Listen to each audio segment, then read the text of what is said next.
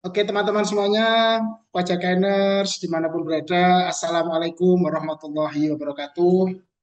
Selamat pagi, mungkin yang di Indonesia Timur ini sudah selamat siang. Selamat siang dan salam sejahtera untuk kita semuanya. Semoga kita senantiasa mendapatkan nikmat kesehatan dan kita bisa mensyukurinya. Teman-teman Pajakaners, eh, terima kasih kami mengucapkan atas partisipasinya yang telah bergabung dalam webinar kita pada pagi hari ini. Yang tadi sudah disampaikan beberapa hal oleh Mbak Intan. Kita webinar pada pagi hari ini dengan tema SKB PPN ya, SKB PPN untuk efisiensi pajak. Jadi ini merupakan lanjutan dari webinar sebelumnya atau 2 minggu sebelumnya yang kemarin kita membahas tentang SKB PPH begitu ya. Jadi teman-teman baca scanner semuanya, sedikit kita bicara tentang SKB. SKB ini merupakan surat keterangan bebas ya, singkatannya dari surat keterangan bebas. Artinya untuk beberapa jenis barang kena pajak atau jasa kena pajak ini dibebaskan begitu ya.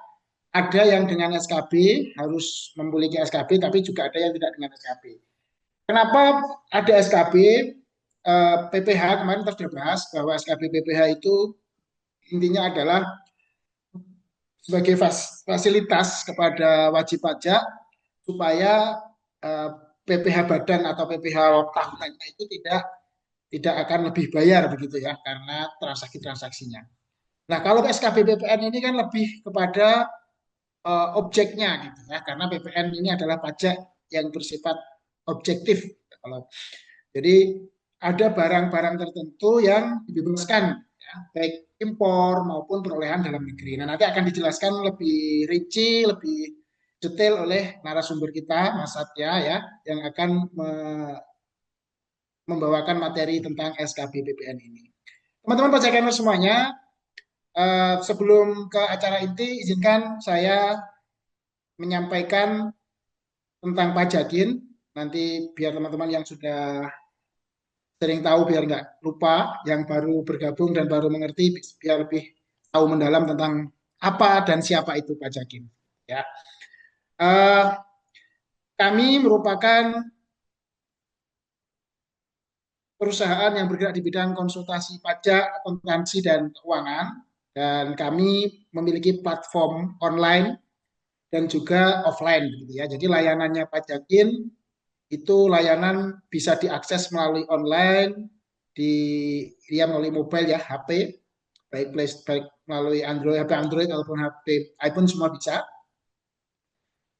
Ketika nanti masalah atau case perpajakannya lebih rumit, lebih mendalam, lebih sulit begitu nanti teman-teman juga bisa menghubungi tim marketingnya pajakin atau menghubungi adminnya pajakin untuk bertanya-tanya lebih lanjut apakah seperti ini bisa di guidance, bisa diasistensi oleh pajakin untuk kita bisa menyelesaikannya.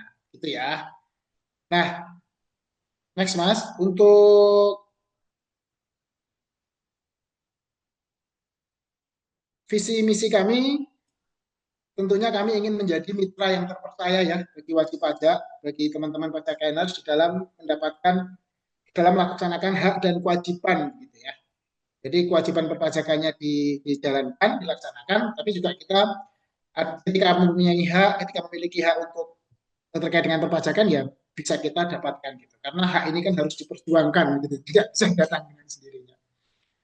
Kemudian kita juga berharap kita memiliki visi untuk menjadi mitra yang terpercaya juga bagi instansi pemungut pajak, otoritas pajak, pemerintah dalam hal ini Kementerian Keuangan ya, dalam rangka menghimpun penerimaan negara yang efektif, efisien, begitu, yang berintegritas, berkeadilan itu ya. Jadi tidak hanya eh, memungut pajak, tetapi harus dilandasi dengan asas tadi, integritas dan keadilan. Gitu.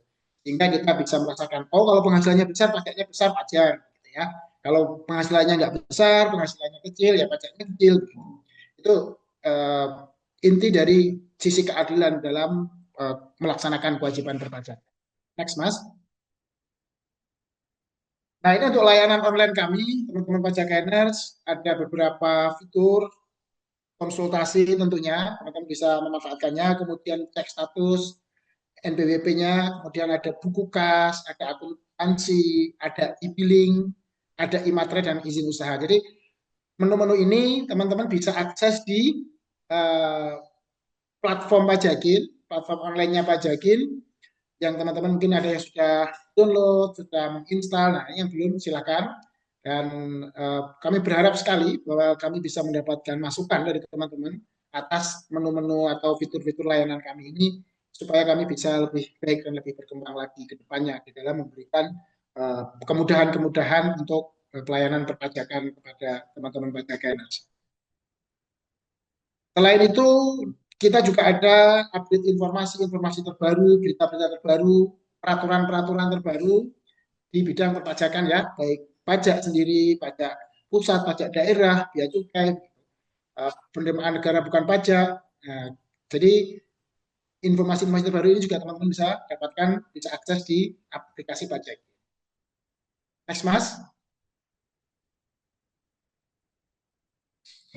Untuk menu konsultasi, teman-teman seperti biasa tinggal memilih fitur konsultasi, kemudian melengkapi form. Ini sebagai bagian dari memudahkan kita untuk mengidentifikasi apakah kewajiban pajak yang mana, jenis pajak apa, begitu ya, yang teman-teman ingin konsultasikan pada tim pajakin. Gitu. Nanti silakan kemudian dimulai bisa melalui chat maupun melalui video call. Pilih yang paling teman-teman sukai lah, mau yang mana, mau chat, tulis, atau mau langsung komunikasi face. Teman-teman, mohon maaf. Uh, Selanjutnya, teman-teman Jaganers, ada menu cek status NPWP. Ini teman-teman bisa pakai, bisa gunakan untuk melihat NPWP teman-teman sendiri maupun NPWP lawan transaksi ya. Apakah masih valid atau sudah tidak valid begitu. Next, kita punya layanan yaitu buku kas. Ya, buku kas ini bisa digunakan oleh teman-teman, apalagi teman-teman UMKM ya, di dalam catat biar nggak hilang catatannya ada di aplikasi pajakin gitu. Dan ini nanti bisa langsung digunakan untuk menghitung berapa pajak UMKM-nya ya, yang 0,5% itu, dan bisa dibuatkan billing. Dari situ kemudian teman-teman bisa membayar pajak langsung, baik melalui QRIS, melalui semualah mobile banking yang lain bisa digunakan. Next, Mas. Layanan berikutnya kita ada akuntansi. Akuntansi ini nanti outputnya adalah teman-teman bisa mendapatkan laporan laba rugi dan laporan posisi keuangan atau neraca ya. Apa yang teman-teman input di situ ikuti semua prosedur petunjuk yang ada di fitur akuntansi, teman-teman nanti bisa mendapatkan laporan keuangan, dan laporan keuangan itu bisa teman-teman gunakan sebagai lampiran yang diwajibkan untuk laporan tahunan ya, ketika teman-teman memiliki usaha NPWP-nya NPWP badan usaha maupun NPWP pribadi, tetapi memiliki usaha yang melakukan pembukuan. Ini bisa teman-teman manfaatkan atau bisa teman-teman gunakan dengan menu akuntansi di Pajakit. Berikutnya kita juga ada menu e-billing. E-billing ini seperti kita ketahui bahwa ketika kita membayar pajak kita juga harus membuat billing terlebih dahulu. Billing ini akan kita gunakan di dalam membayar pajak ya. Teman-teman bisa memilih misalnya pajak apa, PPh pasal 21 atau PPh orang pribadi begitu.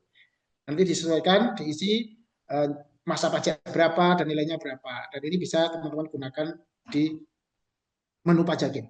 Berikutnya ada menu e-materai. Ya.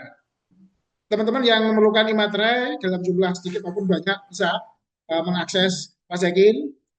Ada, dan teman-teman bisa melakukan ini ya, pembelian di menunya pajakin.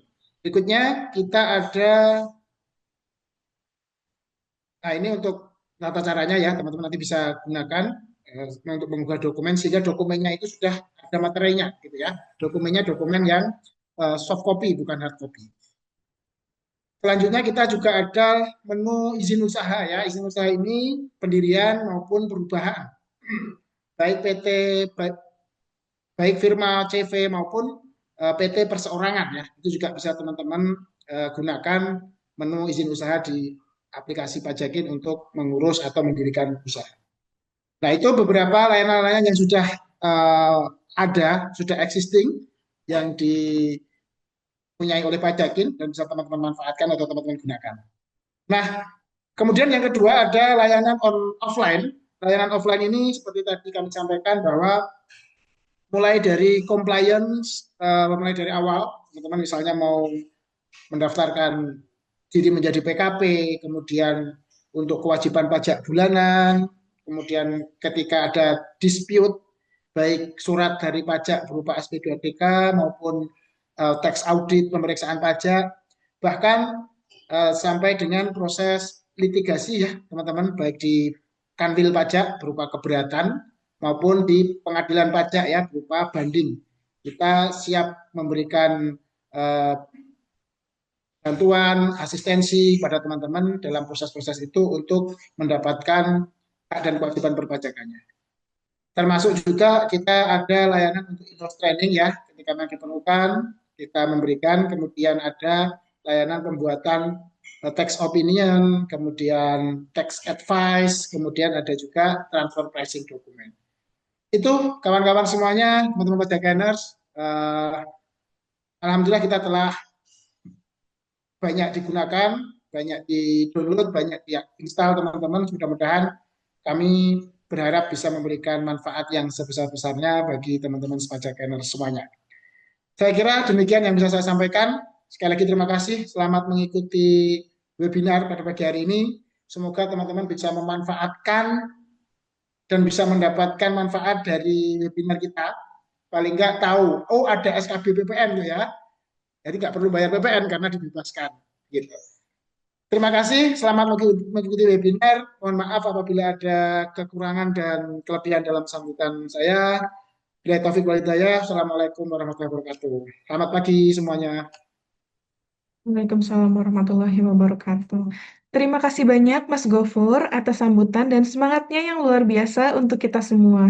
Semoga teman-teman semua bisa semakin mengenal pajakin lebih dalam dan pesan-pesan yang disampaikan bisa jadi motivasi buat kita menjalani webinar hari ini dengan penuh semangat dan pastinya sangat antusias.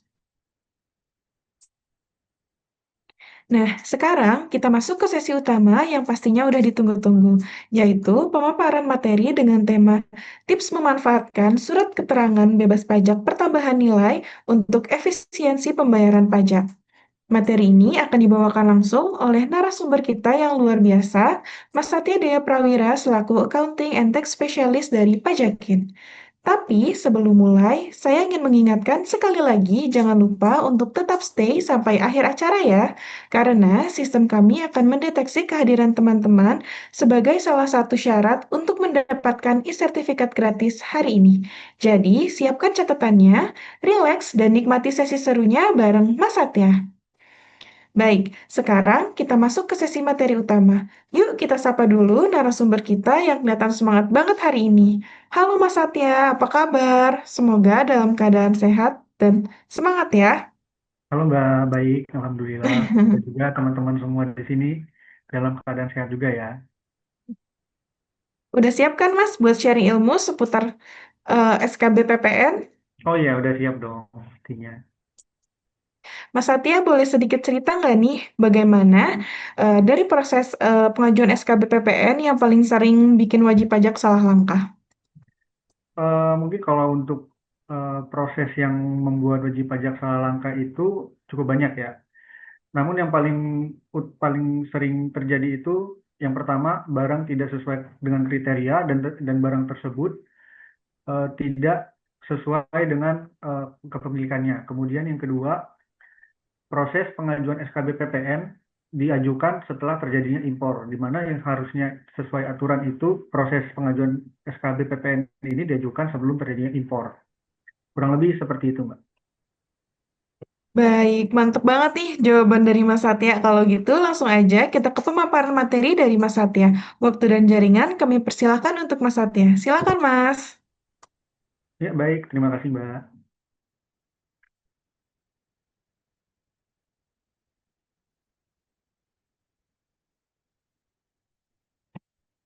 Baik, sebelum lebih lanjut ya, terkait dengan tips pemanfaatan surat keterangan bebas pajak pertambahan nilai untuk efisiensi pembayaran pajak, tentunya sebelum saya memberikan tips, kita juga harus mengetahui tentang apa sih itu SKB PPN dan bagaimana juga alurnya. Oke, next.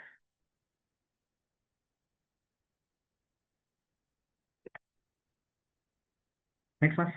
Oke. Yang pertama itu tentang ketentuan PPN, ketentuan umum SKB PPN. Jadi apa itu SKB PPN? Mengacu pada PMK 115 tahun 2021, SKB PPN adalah dokumen yang memberikan kebebasan bagi wajib pajak dari kewajiban PPN atas penyerahan barang kena pajak, baik yang bersifat strategis. Dan penyerahan ini juga tentunya termasuk penyerahan dalam bentuk impor. Kemudian subjek dan objek SKB PPN. Yang pertama ini mengenai subjek ya, di mana subjeknya itu terbagi menjadi dua. Yang pertama itu pengusaha kena pajak yang menghasilkan barang kena pajak atau pemilik proyek. Dan yang kedua itu penyedia pekerja EPC, di mana eh, pekerja EPC ini merupakan pekerja yang sifatnya gabungan di bidang konstruksi dan jasa konsultasi konstruksi, termasuk di dalamnya penggabungan fungsi layanan dalam model penggabungan perencanaan, pengadaan, dan pembangunan. Dan singkatan dari EPC ini tentunya adalah Engineer, Procurement, dan Construction. Adapun penyedia pekerjaan EPC adalah pengusaha kena pajak yang berbentuk badan, termasuk KSO atau kerjasama operasi, dan bentuk usaha tetap yang melakukan pekerjaan EPC. Kemudian, umumnya objek yang memperoleh fasilitas bebas PPN dibagi menjadi dua, yaitu yang pertama, impor mesin atau peralatan yang mengajukan permohonan dan mendapatkan fasilitas bea masuk. Kemudian yang kedua, impor atau perolehan mesin dan peralatan yang tidak diajukan permohonan bebas bea masuk. Oke, next. Kemudian dalam proses pengajuan SKB PPN, nantinya Dirjen Pajak akan mengeluarkan dua keputusan. Yang pertama, penggantian baik berdasarkan permohonan atau jabatan. Nah, pergantian ini diterbitkan SKB PPN penggantian apabila terdapat kesalahan dalam penerbitan sebelumnya. Kemudian, yang kedua itu ada pembatalan atau pencabutan SKB PPN secara jabatan. Kemudian ada faktor PPN terutang wajib dibayar. Jadi ada 4 faktor yang menyebabkan SKB PPN ini diharuskan untuk dilunasi atau SKB-nya batal sehingga ada kewajiban PPN di dalamnya. Yang pertama itu disebabkan SKB PPN dilakukan penggantian. Yang kedua, SKB PPN dilakukan pembatalan. Yang ketiga, SKB PPN dilakukan pencabutan. Dan yang terakhir itu, mesin dan peralatan pabrik digunakan tidak sesuai dengan tujuan awal atau terjadinya pemindahan kepemilikan, baik sebagian atau seluruhnya dalam jangka waktu 4 tahun sejak impor atau penyerahan dilakukan. Oke, next.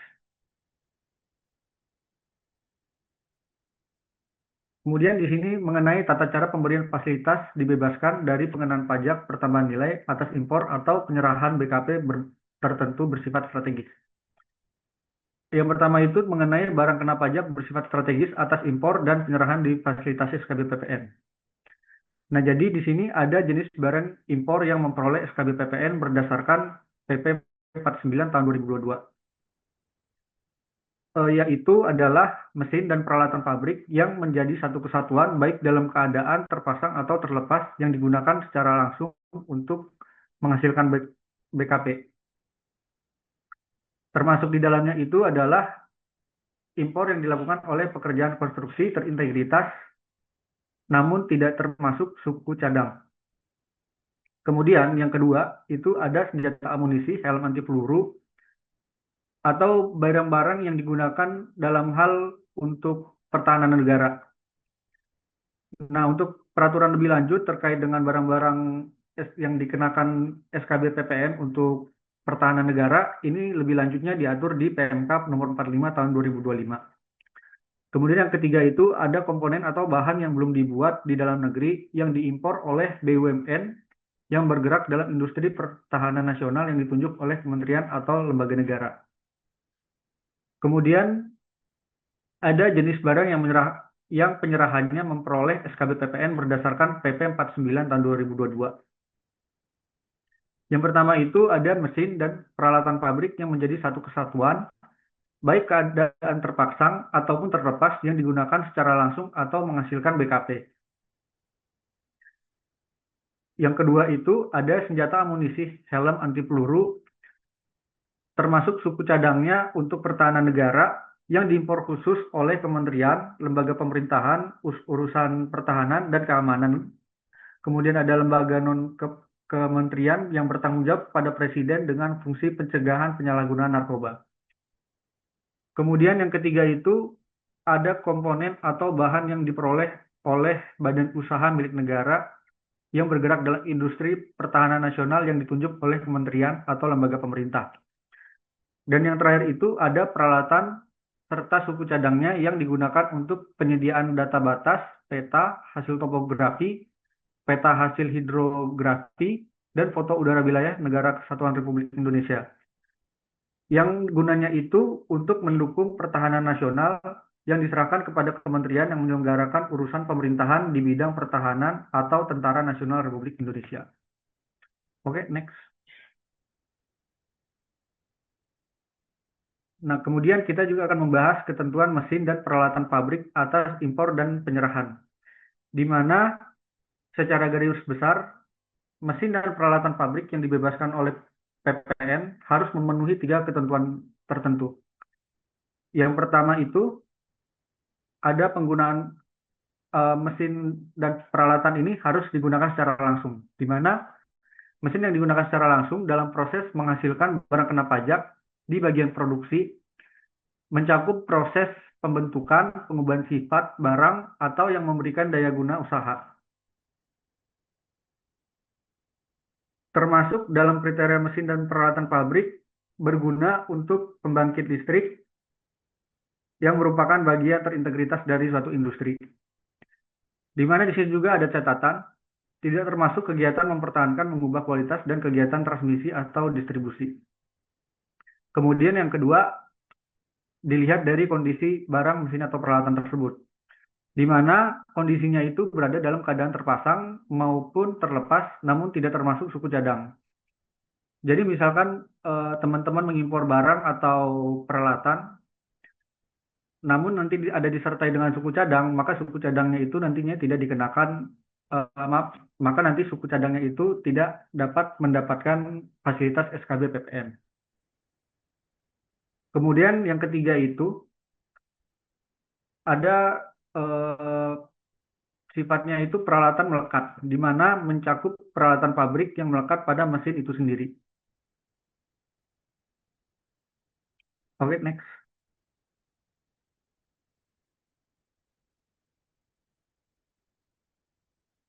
Kemudian dalam kita mengajukan pembebasan PPN dengan SKB PPN terdapat syarat-syarat tertentu. Yang pertama ini ada syarat pemberian, di mana fasilitas pembebasan PPN untuk mesin dan peralatan pabrik diberikan dengan menggunakan surat keterangan bebas jika mesin dan peralatan pabrik tersebut yang pertama diimpor secara langsung dengan ketentuan PKP yang menghasilkan BKP atau diimpor oleh penyedia pekerja EPC sebagai bagian dari kontrak pekerjaan EPC dengan pemilik proyek yang menghasilkan BKP. Kemudian terdapat syarat tambahan jika PKP atau pemilik proyek tersebut telah mengajukan permohonan dan memperoleh fasilitas pembebasan bea masuk. Kemudian untuk yang B, diimpor dan atau diperoleh secara langsung oleh PKP yang menghasilkan BKP. Kemudian yang kedua itu syaratnya diimpor atau diperoleh secara langsung oleh penyedia pekerja EPC sebagai bagian dari kontrak pekerja EPC dengan pemilik proyek yang menghasilkan BKP. Untuk memperoleh fasilitas pembebasan PPN, ada syarat penggunaannya, di mana untuk PKP atau penyedia pekerja EPC harus memiliki SKB PPN yang dilampiri RKIP atau Rencana Kebutuhan Impor atau Perolehan yang telah disetujui pada saat sebelum pemberitahuan pabean dalam rangka impor barang diajukan dan atau penyerahan dilakukan. Kemudian yang kedua, sebelum penerimaan pembayaran oleh PKP penjual dalam hal pembayaran mendahului penyerahan. Kemudian penerima pembayaran, apabila penerima pembayaran mendahului penyerahan, jika terjadi penerimaan pembayaran oleh PKP penjual sebelum penerbitan SKB PPN yang dilampiri RKIP disetujui atas penyerahan BKP tertentu yang bersifat strategis. Fasilitas dibebaskan dari pengenaan PPN diberikan atas bagian PPN yang belum terhutang. Oke, next.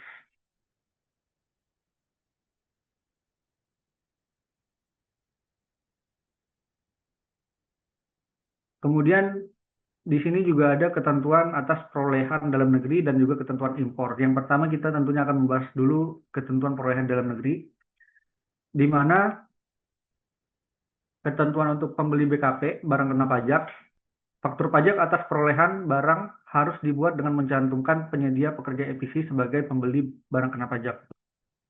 Kemudian untuk perusahaan EPC atau KSO, jika EPC berbentuk KSO, perolehan dapat dilakukan oleh anggota KSO atau KSO itu sendiri. Faktur pajak harus mencantumkan anggota KSO yang melakukan perolehan atau KSO sebagai pembeli barang kena pajak. Kemudian dalam ketentuan impor, pada pemilik barang, dalam pemberitahuan pabean, penyedia pekerja EPC merupakan pemilik barang. Kemudian dalam hal kerjasama operasi, impor dilakukan oleh anggota KSO yang memiliki angka pengenal impor, di mana invoice dan pemilik barang dalam dokumen pabean harus atas nama anggota KSO yang melakukan impor. Oke, next.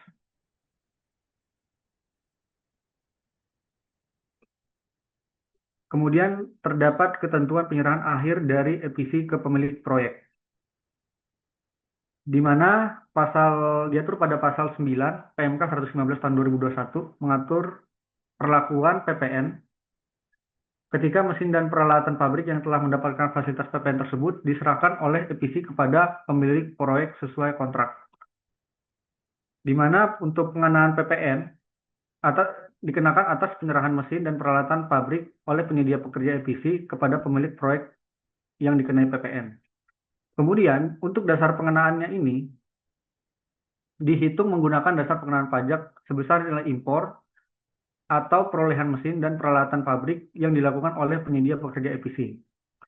Nah, adapun ketentuan terkait dengan margin dan nilai tambah yang lain yang diperoleh atau ditambah oleh EPC dalam fungsi pengadaan atau procurement tidak termasuk dalam DPP PPN. Margin tersebut diperhitungkan nantinya ke dalam tagihan jasa. Oke, next.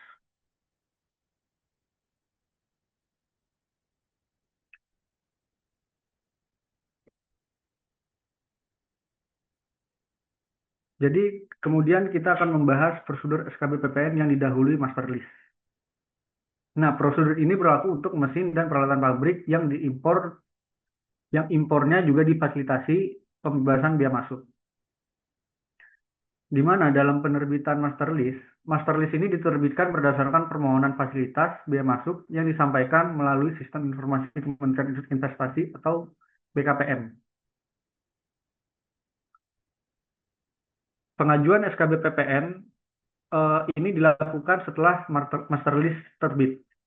Nah, PKP atau pemilik proyek dapat mengajukan permohonan SKB PPN ke Direktur Jenderal Pajak secara elektronik melalui SINSW atau Sistem Informasi Nasional Single Window, di mana sistem ini merupakan sistem elektronik yang mengintegritaskan sistem dan atau informasi berkaitan dengan proses penanganan dokumen kepabean, dokumen karantina, dokumen perizinan, dokumen kepelabuhan, dokumen ke bandar udaraan, dan dokumen lainnya yang terkait dengan ekspor dan impor, yang menjamin keamanan data dan informasi serta memadukan alur dan proses informasi antar sistem internal secara otomatis.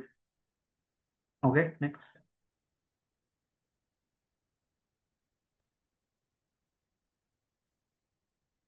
Next.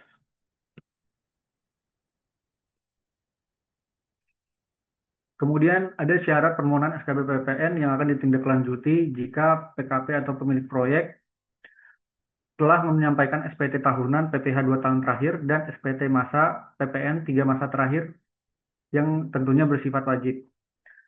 Kemudian yang kedua, tidak memiliki utang pajak atau telah mendapatkan izin menunda atau mengangsur utang pajak.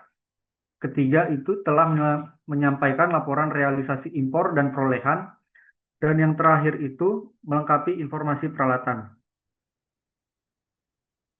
Nah, khusus untuk penanam modal, wajib melengkapi informasi izin usaha, spesifikasi barang, jenis, kode HS, dan kuantitas. Ringkasan, kemudian ada ringkasan proses produksi, dan tentunya yang terakhir ada kalkulasi kapasitas mesin.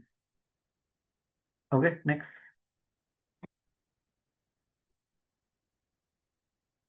Nah, di sini mulai penerbitan SKB PPN, di mana yang pertama penerbitannya ini bersifat otomatis, di mana DJP secara otomatis nantinya akan menerbitkan SKB PPN beserta RKIP yang telah disetujui melalui sistem. Untuk PKP yang menghasilkan barang kena pajak atau pemilik proyek yang berkontrak dengan penyedia pekerjaan EPC segera setelah permohonan memenuhi ketentuan.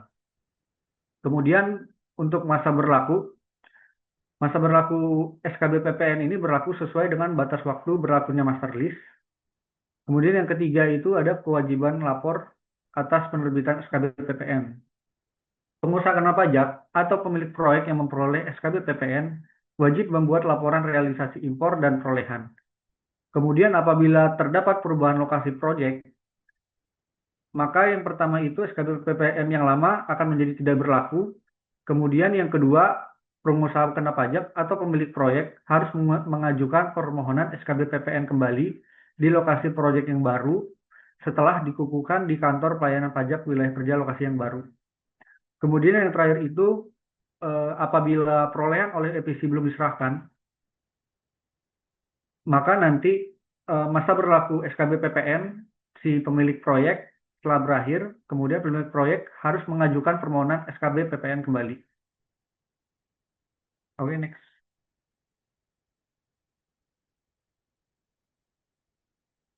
Kemudian, nah, di materi ini kita akan membahas prosedur SKB PPN tanpa master list, di mana prosedur ini berlaku untuk impor dan atau perolehan mesin dan peralatan pabrik yang tidak diajukan fasilitas pembebasan bea masuk.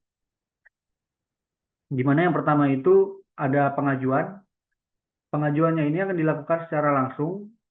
Nantinya PKP atau pemilik proyek mengajukan permohonan SKB PPN yang dilampiri RKIP kepada Dirjen Pajak secara elektronik melalui SI-NSW. Kemudian yang kedua, informasi ini nantinya disampaikan dengan cara memasukkan informasi nomor izin usaha, kemudian mengisi jenis barang, spesifikasi teknis, kode HS, dan kuantitas di permohonan RKIP. Dan yang terakhir itu mengunggah ringkasan proses produksi barang digunakan atau menghasilkan BKP dan kalkulasi kapasitas mesin. Dalam hal terjadi keterlibatan EPC, maka dalam hal impor atau perolehan dilakukan oleh EPC sebagai bagian dari kontrak, pemilik proyek wajib menyampaikan nama dan NPWP penyedia pekerja EPC pada saat mengajukan permohonan SKB PPN. Oke, next.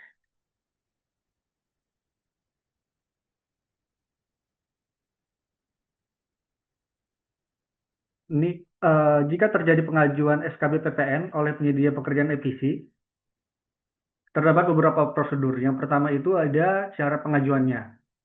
Setelah pemilik proyek memperoleh SKB PPN, penyedia pekerja EPC selanjutnya dapat mengajukan permohonan SKB PPN ke Dirjen Pajak melalui sistem SI-NSW dengan memasukkan informasi nomor SKB PPN dan RKIP pemilik proyek yang telah disetujui.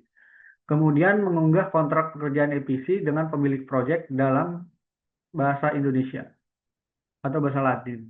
Kemudian terkait dengan kelengkapan RKIP milik EPC, EPC itu wajib mengunduh RKIP pemilik proyek dan melengkapi dengan informasi nama kantor pabean dan pelabuhan kedatangan untuk impor, atau nama PKP penjual untuk perolehan RKIP yang sudah dilengkapi ini menjadi RKIP permohonan SKB PPN dari penyedia pekerjaan EPC.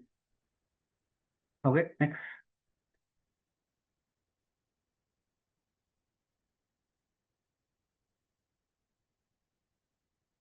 Next.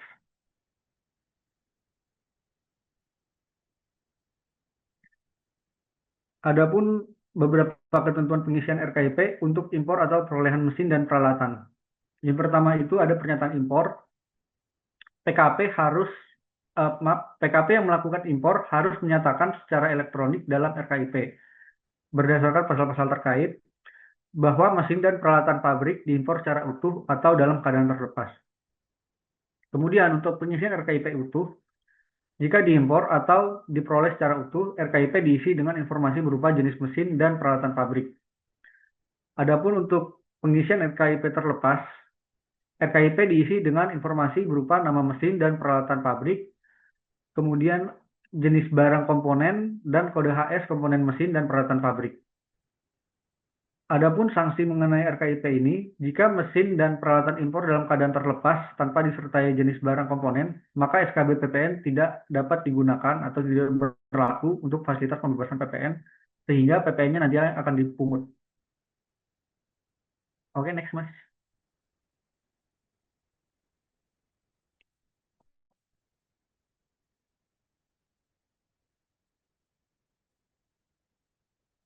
Nah, kemudian ada perubahan RKIP, di mana terdapat beberapa prosedur.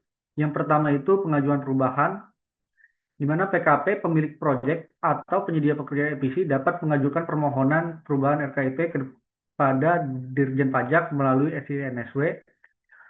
Kemudian PKP atau pemilik proyek yang mendapat fasilitas SKB PPN dapat mengajukan perubahan berupa penambahan pada jenis jumlah mesin dan peralatan pabrik, kemudian pelabuhan kedatangan jika terjadi impor, dan yang ketiga itu ada PKP yang menyerahkan mesin dan peralatan pabrik jika dilakukan secara penyerahan, dan yang terakhir itu rincian jenis barang komponen jika semua diajukan pengiriman utuh.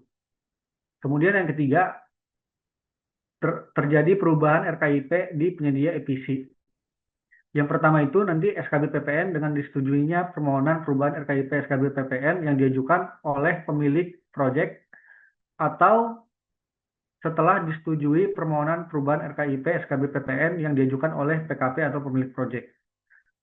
Yang keempat ada dokumen pendukung. Dalam pengajuan perubahan, PKP atau pemilik proyek harus mengunggah dokumen pendukung melalui SINSW. Dan yang terakhir itu nantinya ada persetujuan otomatis, di mana DJP secara otomatis memberikan persetujuan RKIP secara elektronik melalui SINSW berdasarkan permohonan perubahan. Oke, next.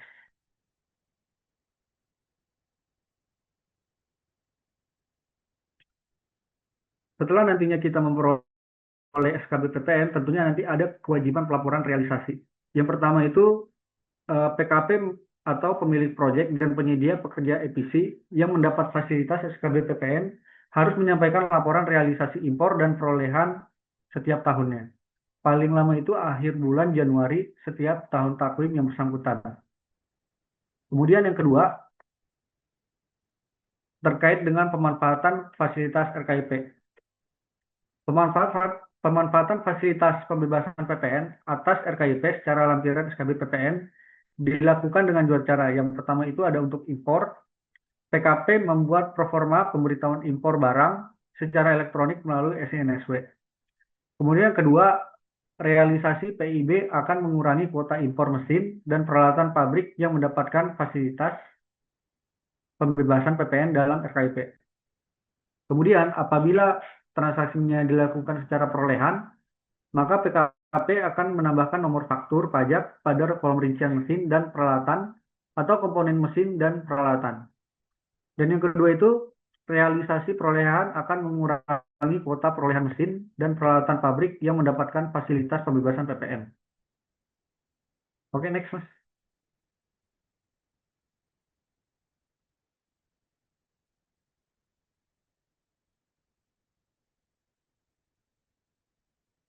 Next Mas.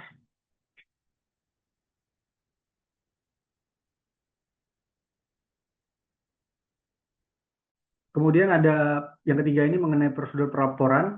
Yang pertama, realisasi impor dan perolehan merupakan dasar penyusunan laporan realisasi impor dan perolehan.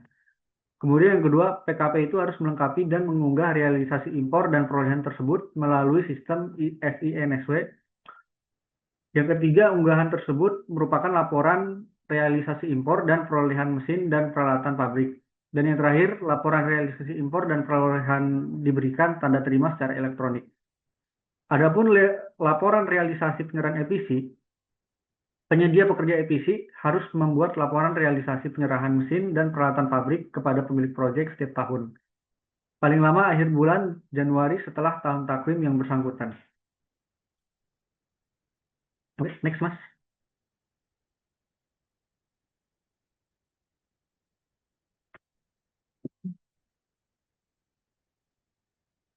Boleh tolong next Mas.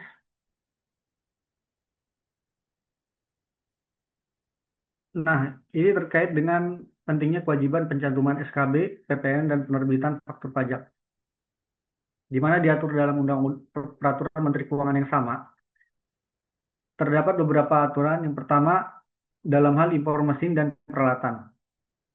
PKP yang melakukan impor mesin dan peralatan wajib mencantumkan informasi nomor SKB PPN dalam pemberitaan pabean saat impor barang. Nomor SKB PPN ini menjadi dasar pemberian fasilitas pembebasan PPN. Nah, jika kita tidak memiliki nomor SKB PPN atau tidak mencantumkan, tidak dapat memperoleh fasilitas tersebut.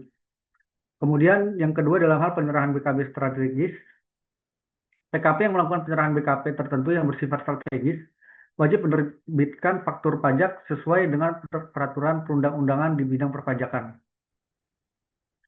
Yang ketiga ini dalam hal pembuatan faktur pajak jika dibebaskan PPN, maka faktur pajak untuk penyerahan yang mendapatkan fasilitas pembebasan PPN harus dibuat dengan mencantumkan keterangan PPN dibebaskan sesuai PP nomor 81 tahun 2015 sebagaimana telah diubah dengan PP nomor 48 tahun 2020.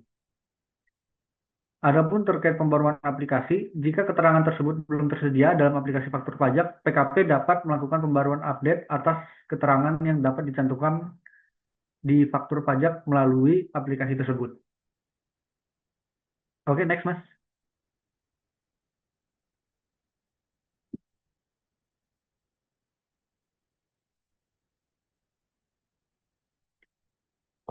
Yang terakhir ini mengenai ketentuan sanksi.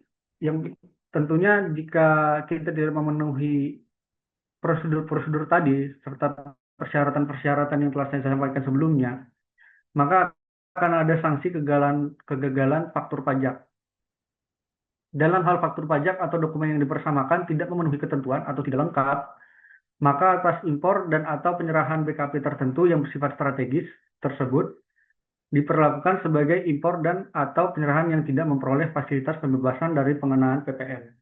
Artinya nanti teman-teman PPN-nya akan menjadi terutang. Oke, next.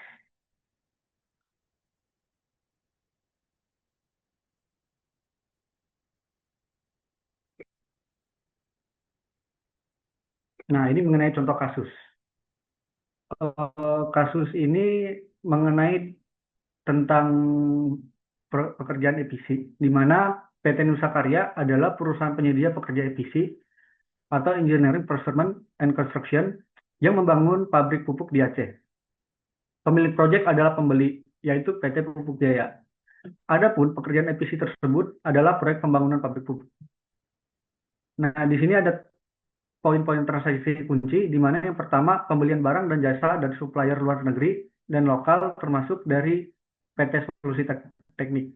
Jadi PT Solusi Teknik ini yang akan menyediakan pembelian barang atau jasa dari luar negeri dan dalam negeri. Kemudian yang kedua, pembelian 2 set mesin dan peralatan pabrik penghasil pupuk dari PT Solusi Teknik juga. Kemudian pembelian 3 forklift dan 1 conveyor belt. Dan yang keempat itu ada PT Nusa Karya memiliki surat keterangan bebas atau SKB PPN tertentu untuk transaksi mesin dan peralatan pabrik. Dan yang terakhir, setelah pabrik selesai, PT Nusa Karya menyerahkan seluruh hasil pekerjaan, termasuk mesin dan peralatan kepada PT Pupuk Jaya. Nah, pertanyaannya bagaimana ketentuan transaksi tersebut menurut aturan perpajakan? Nah, jawabannya ada di slide berikutnya. Nah, yang pertama itu terkait dengan kewajiban PT Solusi Teknik, yaitu membuat 2 faktur pajak atas nama PT Nusa Daya. Jadi satu faktur pajak 01 untuk pembelian 3 buah forklift dan 1 conveyor belt. Kemudian yang kedua, satu faktur pajak 08 untuk pembelian 2 set mesin dan peralatan pabrik.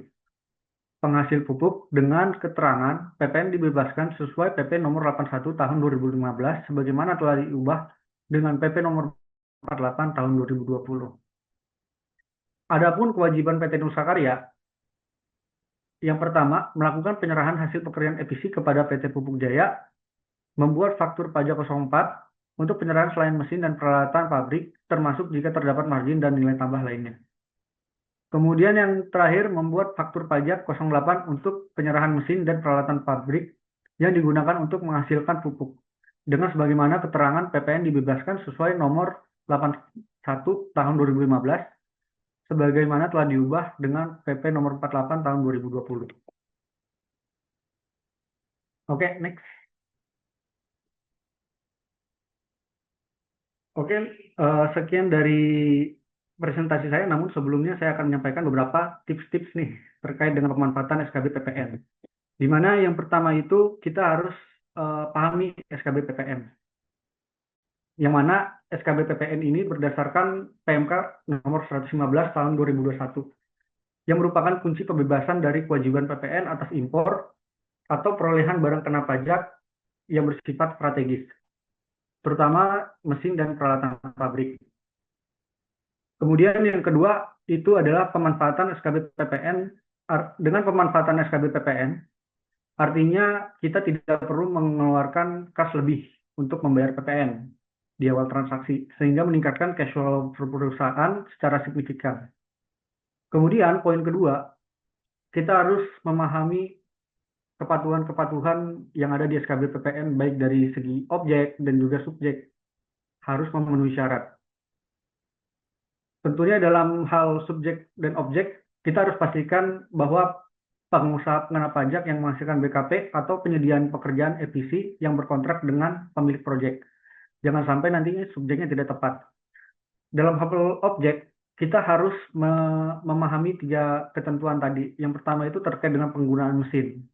Mesin harus dipakai secara langsung di bagian produksi barang kena pajak, mulai dari pembentukan, pengubahan sifat, dan tentunya penggunaan ini kita juga harus berhati-hati bahwa penggunaan untuk transmisi, distribusi, atau mempertahankan kualitas suatu barang kena pajak tidak termasuk dalam hal objek dari SKB PPN.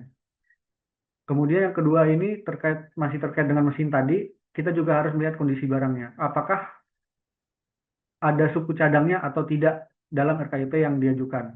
Karena suku cadang ini tidak dibebaskan SKB PPN. Dan yang terakhir terkait dengan objek mesin, peralatan harus melekat pada mesin utama. Jadi ketika kita membeli mesin, peralatan-peralatannya itu harus sudah menjadi termasuk dalam paket mesin tersebut. Nah, kita juga harus menghindari PPN terutang kembali atau sanksi terkait dengan objek mesin tadi. Jangan pernah memindahtangankan kepemilikan mesin sebagian atau seluruhnya atas atau mengubah tujuan penggunaan mesin dalam jangka waktu 4 tahun sejak impor atau penyerahan. Jadi ini adalah trigger utama PPN harus dibayar. Kemudian tips yang ketiga terkait dengan strategi pengajuan dan penggunaan SKB PPN. Yang pertama itu terkait dengan timing penggunaan SKB PPN, di mana kita harus menerapkan atau mengajukan SKB PPN sebelum melakukan hal-hal berikut. Yang pertama itu ada pengajuan pemberitahuan pabean untuk impor. Yang kedua itu ada penyerahan BKP dilakukan. Dan yang terakhir penerimaan pembayaran dari pembeli jika pembayaran mendahului penyerahan. Nah, jika ada keterlambatan, maka sifatnya ini nanti akan fatal. Jika pembayaran sudah diterima sebelum SKB PPN terbit, PPN yang terutang atas bagian pembayaran tersebut tidak akan dibebaskan. Kemudian dalam hal tips pengajuan RKIP atau rencana kebutuhan impor atau perkuliahan, kita harus juga bisa memilih prosedur yang tepat. Tadinya itu kan ada 2 prosedur tuh. Yang pertama menggunakan master list, yang kedua tanpa master list. Nah, kita nanti akan menggunakan master list jika kita mengajukan fasilitas pembebasan biaya masuk. Maka SKB PPN terbit otomatis dan berlaku untuk masa berlakunya master list. Yang tanpa master list tadi, kita pilih ini jika tidak mengajukan pembebasan biaya masuk atau pengajuan langsung melalui SINSW. Nah, kemudian ada kondisi terkait dengan spesifikasi detail RKIP terlepas. Jika mengimpor mesin dalam keadaan terlepas, maka wajib mengisi RKIP dengan nama mesin, kemudian ada jenis barang komponen, kemudian ada kode HS komponen. Jika terjadi kegagalan mengisi detail komponen, maka nanti dapat menyebabkan SKB PPN tersebut tidak dapat digunakan atau PPN tersebut nanti akan dipungut. Dan yang terakhir itu tips mengenai pengadministrasian yang tepat, baik itu dari segi kewajiban pelaporan dan faktur pajaknya. Nah, dalam hal pelaporan dan perubahan RKB atau rencana SKB PPN, terdapat 3 poin utama. Yang pertama itu pemilik atau pengusaha kena pajak atau EPC wajib membuat laporan realisasi impor dan proyek setiap tahun. Paling lambat akhir bulan Januari tahun takvim berikutnya, di mana kepatuhan pelaporan ini nantinya akan menjaga fasilitas kita tetap sah. Kemudian yang kedua, jika terjadi perubahan RKIP, maka kita tidak perlu takut untuk mengajukan perubahan RKIP atau dalam hal penambahan jenis jumlah pelabuhan, kemudian ada PKP penjualan, jika ada kebutuhan, jika memang kita membutuhkan. Kemudian perubahan RKIP ini harus diajukan melalui sistem SINSW dan DJP yang nantinya akan memberikan persetujuan secara otomatis. Dalam hal nantinya kemudian yang ketiga, dalam hal terjadinya perubahan lokasi, maka SKB PPN yang lama ini nantinya otomatis tidak berlaku, sehingga wajib kita ajukan permohonan SKB PPN baru di lokasi yang baru setelah dikukuhkan. Adapun tips terakhir mengenai faktur pajak juga terdapat 3 poin utama. Yang pertama itu, jika terjadi impor, dalam hal impor, wajib mencantumkan nomor SKB PPN dalam pemberitahuan pabean. Kemudian dalam hal penyerahan, maka faktur pajak harus mencantumkan keterangan PPN dibebaskan sesuai PP nomor 81 tahun 2015, sebagaimana telah diubah dengan PP nomor 48 tahun 2020. Nah, jika tidak memenuhi ketentuan yang ada tadi, maka kita akan dikenakan sanksi, di mana kegagalan mencantumkan keterangan ini atau ketidaklengkapan dokumen akan membuat transaksi diperlakukan sebagai penyerahan yang tidak mendapatkan fasilitas PPN terutang. Oke, sekian dari saya. Terima kasih.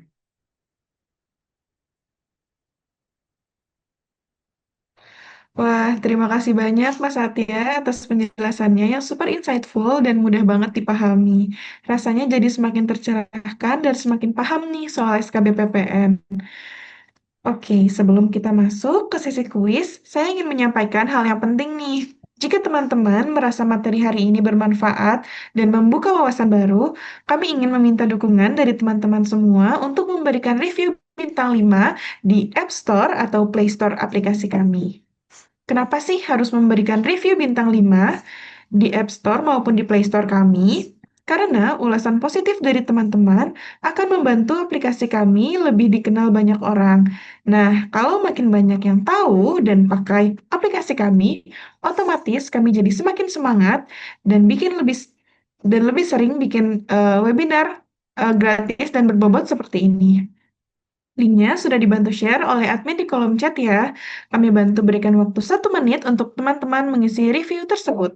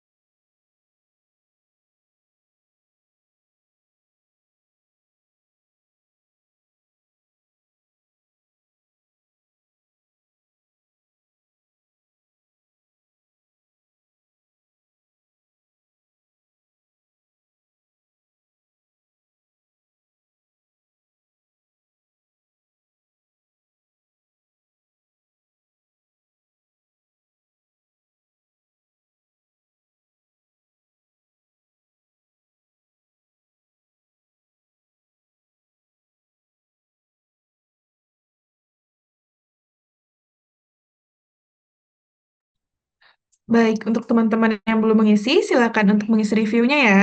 Terima kasih banyak atas dukungan dan partisipasinya yang sangat berarti bagi kami. Nah, sekarang kita masuk ke sesi yang paling ditunggu-tunggu nih, yaitu kuis pajakin. Siap-siap ya, karena selain seru, sesi ini juga bakal ngetes nih seberapa fokus teman-teman nyimak materi tadi. Oke, saya jelaskan dulu aturan mainnya. Setelah saya hitung mundur, silakan untuk langsung klik fitur raise hand di Zoom. Peserta tercepat yang raise hand akan saya pilih untuk menjawab pertanyaan. Tapi ingat ya, kalau ada yang raise hand duluan sebelum hitung mundur dimulai, otomatis akan gugur.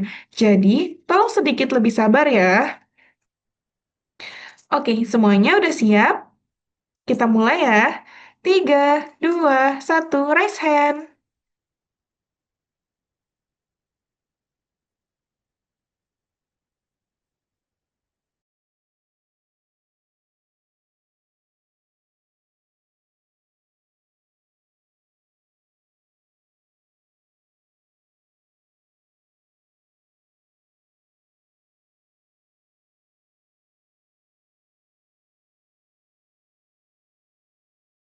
Wah, cepet-cepet banget nih. Oke, namanya sudah ada. Kepada Kak Ilham Afatah, bisa mendengar suara saya? Ya Bu, kedengar. Baik, Ya kedengaran. oke. Kak Ilham, sudah siap nih untuk jawab pertanyaannya? Siap. Baik, kita langsung ke pertanyaan yang pertama ya, Kak Ilham. Pertanyaan pertama, menurut PMK 115 tahun 2021,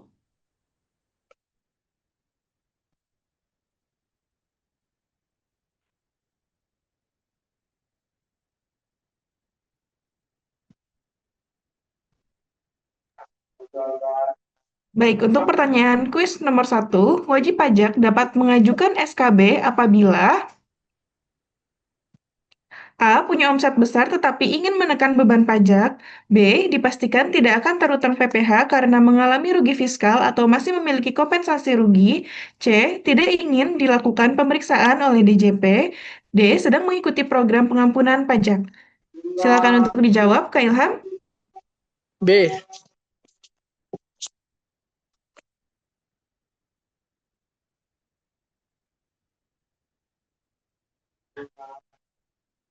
Wah, jawaban Kak Ilham benar nih Kak, mantep banget. Silakan untuk klaim hadiah dengan cara follow Instagram Pajakin, buat story mengenai kegiatan hari ini dengan tag @pajakin dan silakan untuk DM kami. Siap, siap. Siap, Kak. Terima kasih. Udah. Sama-sama Kak. Selanjutnya, kita lanjut ke pertanyaan kuis yang kedua, sama seperti tadi, setelah dihitung mundur, baru boleh raise hand ya. 3, 2, 1, raise hand.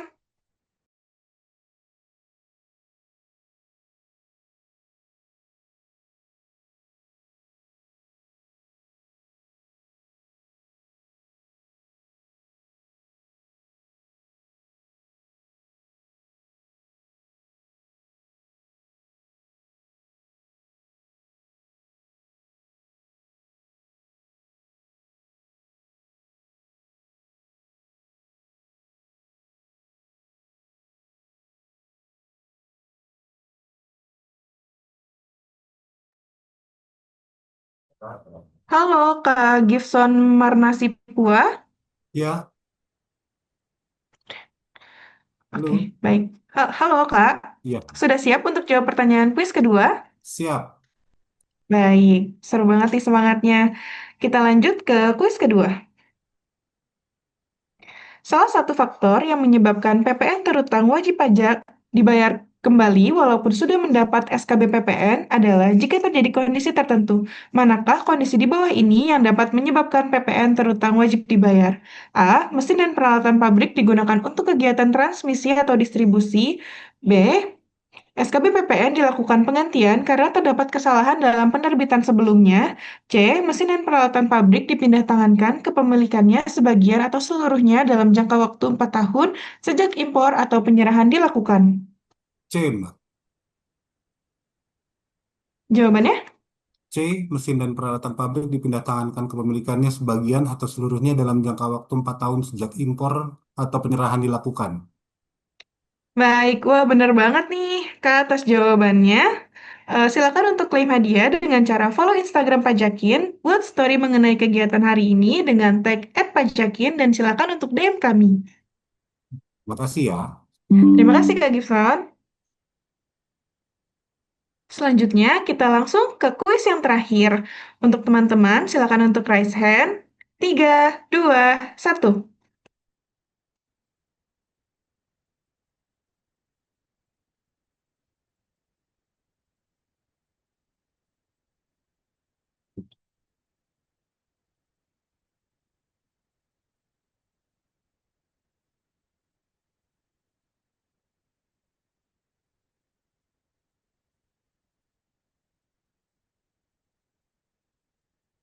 Halo, Kak Fitri Marwen.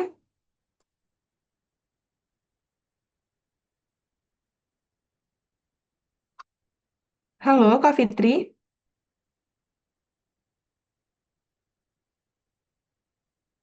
Silakan untuk on mic dan on cam, Kak Fitri Marwen. Mic-nya udah.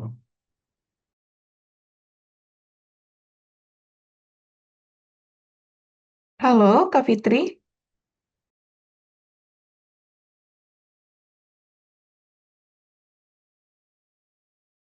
Mohon maaf, Kak, di kami tidak ada suaranya.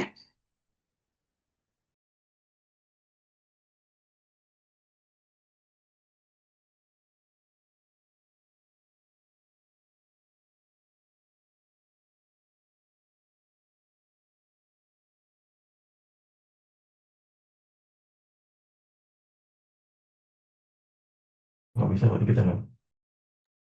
Mohon maaf, Kak Fitri, karena tidak bisa on mic, kami akan ganti dengan peserta selanjutnya.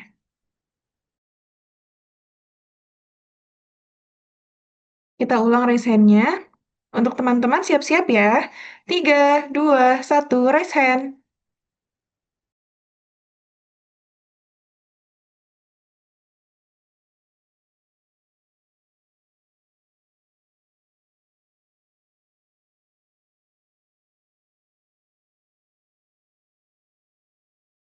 Wah, cepet-cepet banget nih raise hand-nya untuk pertanyaan terakhir. Excited semua ya.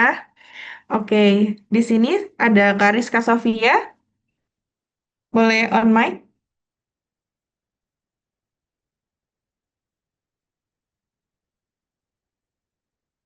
Halo, Kak Rizka Sofia.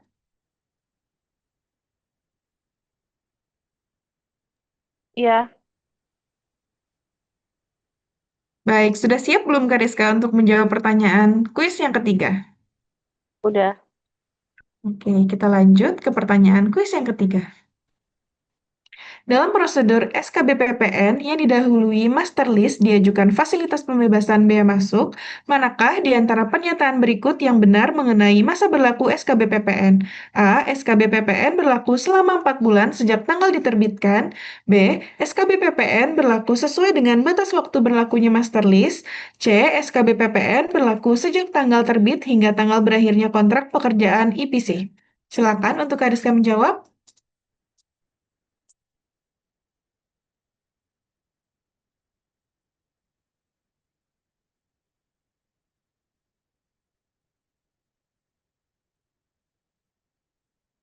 Halo, Kariska.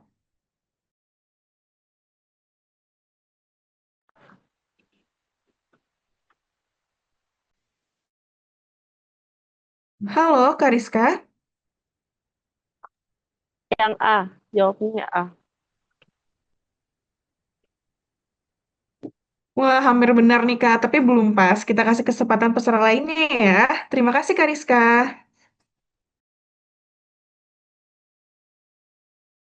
Teman-teman, siap-siap ya. Kita raise hand ulang. 3, 2, 1, raise hand.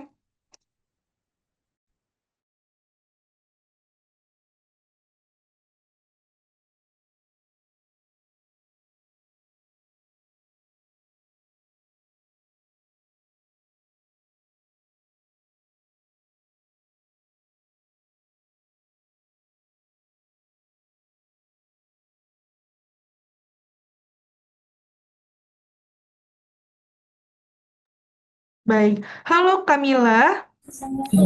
Kamila Tusolihah. Ya, Kak. Oke. Bagaimana Kamila? Jawabannya apakah sudah ada? Jawabannya B. SKB PPN berlaku sesuai dengan batas berlaku materialis.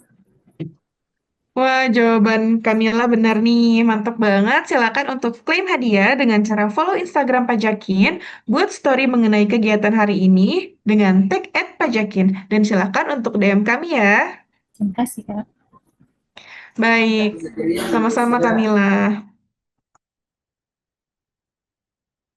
Baik, teman-teman semua, akhirnya kita sampai juga di akhir sesi kuis Pajakin. Terima kasih untuk teman-teman semua yang sudah semangat banget untuk ikut menjawab pertanyaan tadi. Selamat kepada Kak Ilham, Kak Gifsan, dan Kamila yang telah memenangkan kuis Pajakin hari ini. Untuk pemenang, jangan lupa ya, silakan hubungi kami lewat DM Instagram @pajakin, serta follow akun Pajakin dan buat Instastory tentang keseruan webinar hari ini. Jangan lupa juga untuk tag @pajakin biar hadiahnya bisa langsung diklaim. Sekali lagi, selamat ya untuk para pemenang dan terima kasih juga buat semua peserta yang udah ikut berpartisipasi dengan super antusias hari ini. Nah, sekarang kita masuk ke dalam sesi yang gak kalah seru nih, yaitu sesi tanya-jawab. Terima kasih buat teman-teman yang sudah aktif kirim pertanyaan lewat link yang kami sediakan tadi. Oke, tanpa berlama-lama lagi, saya akan membacakan pertanyaan-pertanyaan yang sudah kami terima.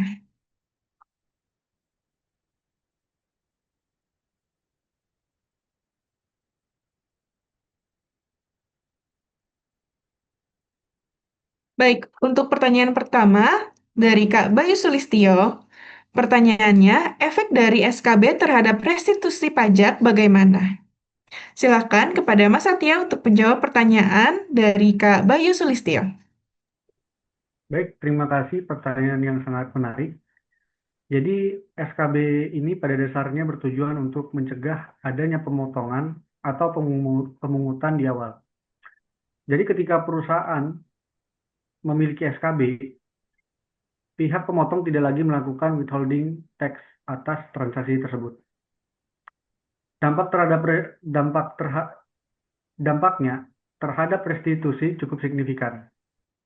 Karena tidak ada pajak yang dipotong di depan, maka kredit pajak perusahaan otomatis menjadi lebih kecil. Dengan kredit pajak yang lebih kecil ini, atau bahkan nihil, kemungkinan timbulnya status lebih bayar, atau LB, di SPT tahunan juga akan ikut menurun. Nah, artinya SKB bukan mempercepat proses restitusi, tapi justru mencegah terjadinya lebih bayar yang selama ini sering menjadi alasan wajib pajak harus mengajukan restitusi. Dengan SKB, posisi pajak perusahaan cenderung akan mendekati nihil atau kurang bayar yang wajar. Sehingga nantinya teman-teman tidak perlu menunggu proses pemeriksaan restitusi yang memakan waktu. Jadi secara sederhana itu ada dua alur. Yang pertama alur tanpa SKB, nantinya dipotong di depan, kemudian nanti kredit pajaknya menjadi besar, kemudian potensinya menjadi lebih bayar sehingga berujung restitusi. Kemudian jika dengan SKB, maka tidak akan terjadi pemotongan atau pemungutan di depan, sehingga nanti kredit pajak menjadi lebih kecil, potensi lebih bayarnya juga nanti rendah, dan tidak perlu restitusi. Jadi efek utama dari SKB terhadap restitusi ini adalah mengurangi atau bahkan menghilangkan potensi restitusi karena pajak tidak lagi tertahan di awal. Kurang lebih seperti itu pertanyaan dari saya. Wah, terima kasih banyak Mas Satya atas jawabannya yang super jelas dan mudah banget dipahami. Semoga bisa menjawab rasa penasaran dari teman-teman semua. Lanjut ke pertanyaan yang kedua dari Kak Salomo Depi. Pertanyaannya adalah, bagaimana nih analisis risiko yang perlu dilakukan perusahaan sebelum mengajukan SKB PPN, khususnya terkait potensi audit perpajakan dan kewajiban pembuktian atas penggunaan barang atau jasa yang dibebaskan. Silakan Mas Satya untuk menjawab. Baik, terima kasih atas pertanyaannya. Jadi untuk mengenai analisis risiko ini mungkin saya bisa memberikan 5 poin atau 5 kunci lah. Yang pertama itu kita harus evaluasi kelayakan pemenuhan syarat SKB atau surat keterangan bebas, yang tentunya memastikan bahwa perusahaan benar-benar memenuhi kriteria peraturan yang menjadi dasar pengajuan SKB. Yang kedua, kesiapan dokumen pembuktian. Kita harus siap dengan dokumen-dokumen yang ada, menilai apakah seluruh dokumen pendukung sudah lengkap dan konsisten, seperti kontrak, purchase order, invoice, dokumen teknis, serta bukti bahwa barang atau jasa digunakan untuk kegiatan yang mendapatkan fasilitas tidak dipungut atau dibebaskan. Kemudian yang ketiga ini terkait dengan ada risiko audit dan klarifikasi dari DJP. Nah, perusahaan juga harus memastikan bahwa semua informasi yang disampaikan dapat dibuktikan jika diminta sewaktu-waktu. Yang keempat, ada analisis kesesuaian penggunaan barang atau jasa, di mana kita sebagai baik itu pengusaha kena pajak, pemilik proyek, atau pengusaha EPC harus memastikan bahwa realisasi penggunaan barang atau jasa benar-benar sesuai nih dengan fasilitas yang kita mintai di surat keterangan bebas tadi. Dan yang terakhir itu review internal dan kepatuhan historis. Kita harus memeriksa riwayat kepatuhan pajak perusahaan. Jika sebelumnya pernah ada temuan pemeriksaan atau ketidaksesuaian terkait fasilitas PPN, resiko audit nantinya akan jauh lebih tinggi sehingga perlu review lebih mendalam sebelum mengajukan surat keterangan bebas. Kurang lebih itu jawaban dari saya. Terima kasih. Baik, terima kasih banyak Mas Satya atas jawabannya. Jelas banget, mudah dipahami ya teman-teman semua. Kita lanjut ke pertanyaan yang terakhir. Dari Kak Oki Marta Nandaru, pertanyaannya adalah, jika perusahaan mempunyai SKB PPN, tetapi memilih untuk tidak memanfaatkannya di beberapa transaksi saja, tidak semua dibebaskan, apakah akan bermasalah ke depannya? Silakan Mas Satya untuk menjawab pertanyaan dari Kak Oki. Baik, kalau pertanyaan dari Kak Oki, secara aturan tidak ada masalah ya Kak ya. Jadi SKB PPN itu sifatnya hak, bukan kewajiban. Jadi meskipun perusahaan sudah memiliki SKB, tidak ada kewajiban untuk memanfaatkannya di semua transaksi. Perusahaan boleh memilih transaksi mana yang mau dibebaskan dan mana yang tetap dipungut PPN. Kalau di beberapa transaksi KOK memilih untuk tetap dipungut PPN, perlakuannya itu tetap sah. Kemudian faktur pajak tetap dianggap valid dan pajak masukan dari transaksi tersebut boleh dikreditkan seperti biasa. Sehingga tidak ada risiko sanksi hanya karena SKB tidak digunakan 100%. Yang penting harus memenuhi 3 hal. Yang pertama, alasannya jelas. Misalnya karena mengikuti permintaan vendor, sehingga lebih mudah secara administrasi, atau sistem memang belum siap untuk memakai SKB PPN di transaksi tertentu. Kemudian yang kedua itu agar pencatatan rapi, mana transaksi yang pakai SKB dan mana yang dipungut PPN harus kelihatan jelas klasifikasi pembukuannya. Yang ketiga, jangan sampai ada PM yang salah posisi atau pajak masukannya salah. Kalau transaksi dibebaskan pakai SKB, jangan sampai ada pajak masukan. Kalau transaksi yang memang dipungut PPN, maka pajak masukannya atau PR-nya silakan dikreditkan. Kalau hal-hal ini sudah aman, kedepannya juga aman. Sehingga tidak ada risiko sanksi atau masalah pemeriksaan hanya karena SKB tidak digunakan di semua transaksi. Karena DJP ini hanya peduli apakah perlakuan PPN Anda konsisten dan benar-benar secara administrasi. Kurang lebih sekian dari saya. Terima kasih. Wah, terima kasih banyak Mas Satya atas jawabannya yang super jelas dan mudah sekali dipahami. Semoga jawaban-jawaban tadi bisa menjawab rasa penasaran dari teman-teman semua. Wah, nggak kerasa nih, waktu kita sudah hampir habis. Tapi tenang aja, buat pertanyaan yang belum sempat dijawab hari ini, nanti akan kami bahas di Instagram @pajakin. Jadi, pastikan teman-teman semua udah follow biar nggak ketinggalan update dan pembahasan serunya. Nah, kalau teman-teman masih punya pertanyaan yang lebih detail atau ingin diskusi lebih lanjut, kita sangat terbuka nih. Silakan langsung konsultasi melalui aplikasi maupun website Pajakin. Tim kami siap membantu dan jawab pertanyaan dari teman-teman dengan senang hati. Sebelum kita tutup webinar hari ini, aku mau ajak teman-teman buat stay connected bareng Pajakin, supaya nggak ketinggalan info dan update seru seputar dunia perpajakan. Yuk follow semua platform kita. Di sini ada Instagram @pajakin yang bisa teman-teman semua dapetin info dan update peraturan pajak terbaru. Kalau mau lihat sisi seru tim kita di balik layar, langsung aja ke live @pajakin. Dijamin seru loh. Buat yang suka konten singkat tapi informatif, mampir yuk ke TikTok Pajakin, ada video edukatif dan hiburan ringan seputar pajak. Nah, kalau teman-teman semua pengen nonton ulang webinar atau konten edukatif lainnya, bisa banget nih kunjungin YouTube Pajakin Official.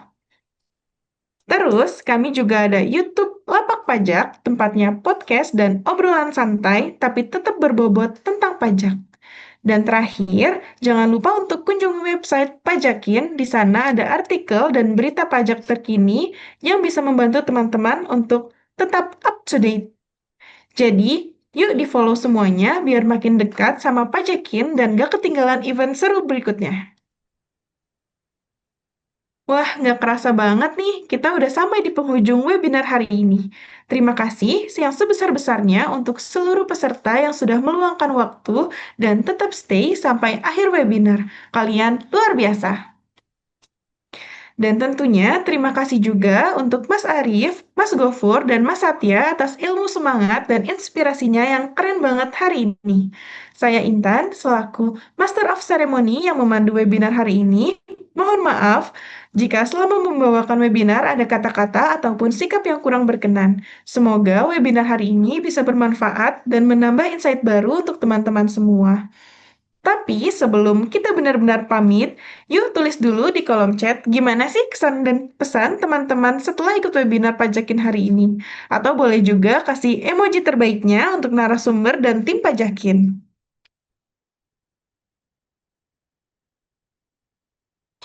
Baik, sekali lagi terima kasih banyak atas partisipasinya. Sampai jumpa di webinar Pajakin selanjutnya. Wassalamualaikum warahmatullahi wabarakatuh. Selamat siang dan sampai bertemu di acara selanjutnya.